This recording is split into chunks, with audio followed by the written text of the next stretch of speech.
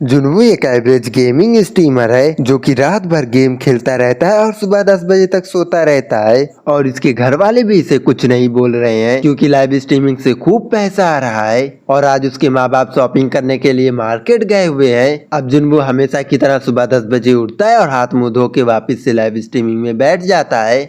अब जुनवू गेम खेल ही रहा होता है लेकिन तभी बाहर से उसे कुछ लोगों की चिल्लाने की आवाज सुनाई देती है। वो भी कह रहा था कि साला कोई चैन से गेम खेलने भी नहीं देता है। जब वो बाहर का नजारा देखने के लिए खिड़की के पास जाता है तब वो देखकर एकदम से चौंक जाता है क्योंकि बाहर सभी लोग एकदम से ज़ोंबी बन गए थे। वो देख रहा था कि स्कूल की लड़की अपनी ही माँ को काट रही है। ये देखकर वो एकदम से डर जाता है। अब वो ये सब जानने के लिए टीवी पे न्यूज चेक करता है तब उसे पता चलता है कि ये सभी लोग ज़ोंबी वायरस से इन्फेक्टेड हो चुके हैं। लेकिन तभी ज़ोंबियों से बचते हुए उसका पड़ोसी उसके घर में घुस आता है, जिसे देखने के बाद जुनवू ने उसे तुरंत ही यहाँ से बाहर निकलने के लिए कहा लेकिन उसने उसका बाथरूम यूज करने के लिए कहा। जुनवू तो राजी हो जाता है। वो कहता है कि बाथरूम यूज करने के बाद यहाँ से चले जाना। जब वो वॉशरूम में जाता है तब वो टीवी पे देखता है इस वायरस से इन्फेक्टेड हो रहे लोगों में पहले उनकी आंख लाल होती है और धीमे धीमे करके वो भी ज़ोंबी बनने लगते हैं। लेकिन तभी उसका पड़ोसी भी बाहर आता है और धीमे धीमे उसकी भी आंखें लाल हो रही थी क्योंकि वो भी ज़ोंबी बन रहा था। अब उसका पड़ोसी जुनवू को खाने के लिए उसके ऊपर हमला कर देता है लेकिन जुनवू किसी तरीके से उसे बचता हुआ उसे बाहर फेंक देता है। जब वो दरवाजे के छेद में से बाहर देखता है तब वहाँ पे एक जियान ज़ोंबी था और वो उसके पड़ोसी के ऊपर हमला करके उसे कच्चा ही चबा जाता है। ये देखकर वो एकदम से डर जाता है। अब वो जल्दी से अपने दरवाजे पे फ्रीज लगा देता है ताकि कोई ज़ोंबी उसके घर में ना घुस सके। इन ज़ोंबीज की सबसे खास बात तो ये थी कि इन्हें अपनी डेली रूटीन के बारे में सब कुछ याद था। जो ज़ोंबी डेली अपने ऑफिस और अपने किसी भी काम पे जा रहे थे वो वहाँ पे जा रहे थे अपने काम करने के लिए। जुनवू अपनी फैमिली को कॉल करने की कोशिश करता है लेकिन कॉल नहीं लगती है। लेकिन तभी उसकी फैमिली का मैसेज आता है जिसमें स्टे अलाइव लिखा हुआ था यानी कि जिंदा रहना। उसने स्टे अलाइव लिखकर अपनी फैमिली की फोटो पे चिपका दिया ताकि उसे जिंदा रहने की मोटिवेशन मिलती रहे।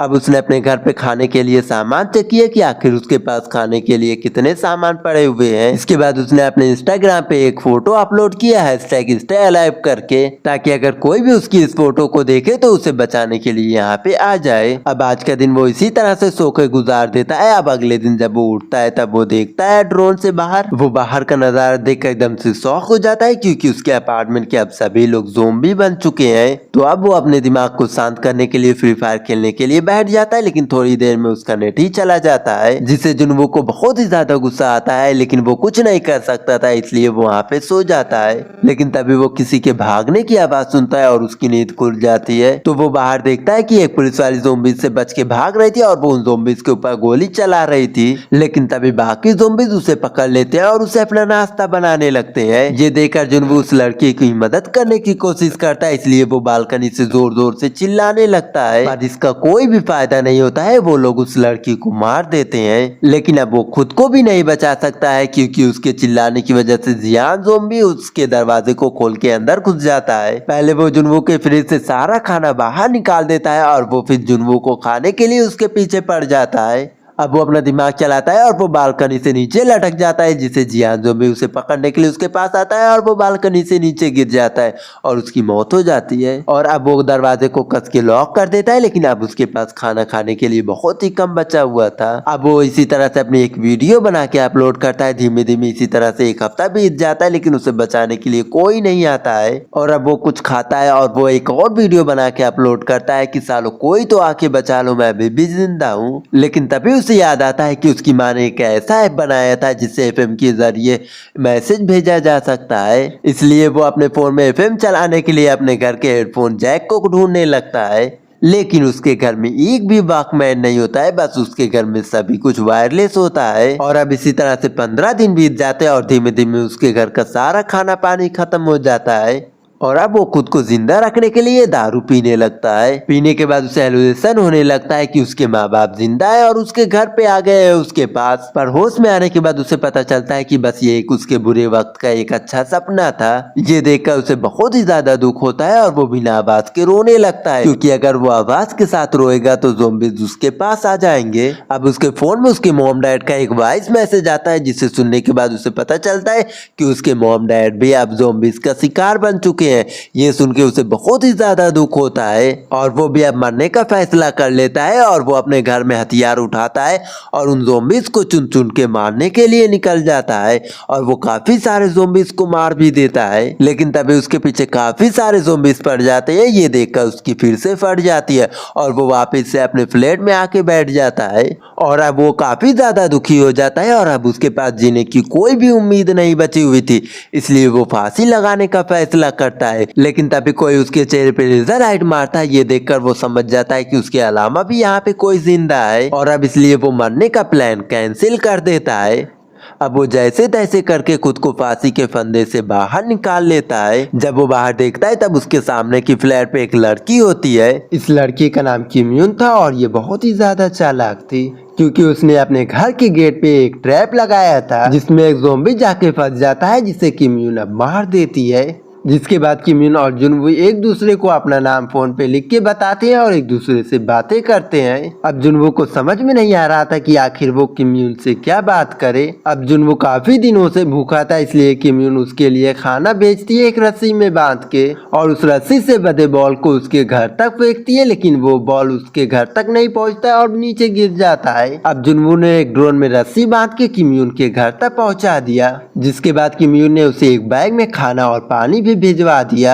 जब जुनवू खाना खा ही रहा होता है लेकिन तभी वो नीचे नोटिस करता है जो किम्यून ने रस्सी में बांध के बॉल उसके पास फेंका था वो जमीन पे गिर गया था और एक ज़ोंबी उस रस्सी को पकड़ के उसकी तरफ जाने की कोशिश कर रहा है और वो रस्सी किम्यून के सोफे से बंधी हुई थी जो कि किम्यून से जाके टकरा जाती है और वो वहाँ पे गिर के बेहोश हो जाती है। इधर वो ज़ोंबी उस रस्सी की मदद से किम्यून के घर तक पहुँचने की तैयारी करने लगता है। जब जुनवू ये सब देखता है तब वो अपने ड्रोन को उस ज़ोंबी के पास भेजता है और उसे डिस्ट्रैक्ट करता है, लेकिन तभी बहुत सारे ज़ोंबी उसके दरवाजे को खोलने की कोशिश करने लगते हैं जिससे जुनवू का ध्यान ड्रोन से छूट जाता है और वो ज़ोंबी उस ड्रोन को पकड़ के तोड़ देता है और वो ज़ोंबी किम्यून की बिल्डिंग तक पहुंचने लगता है। जैसे ही वो ऊपर पहुंचने वाला होता है लेकिन तभी वहां पे किम्यून आ जाती है और वो ज़ोंबी का हाथ काट देती है जिससे वो नीचे गिर जाता है और वो मारा जाता है।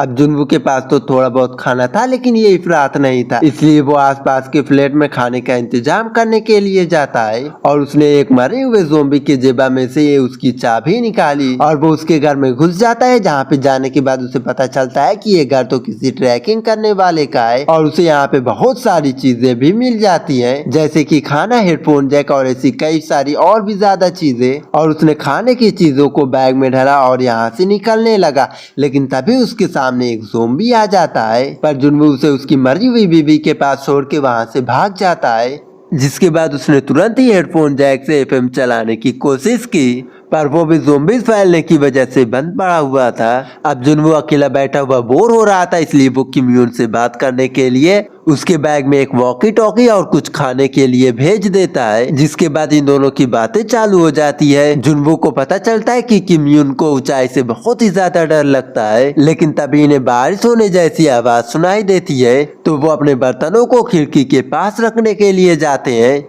लेकिन ये बारिश नहीं थी बल्कि ज़ोंबीज़ के चलने की आवाज थी।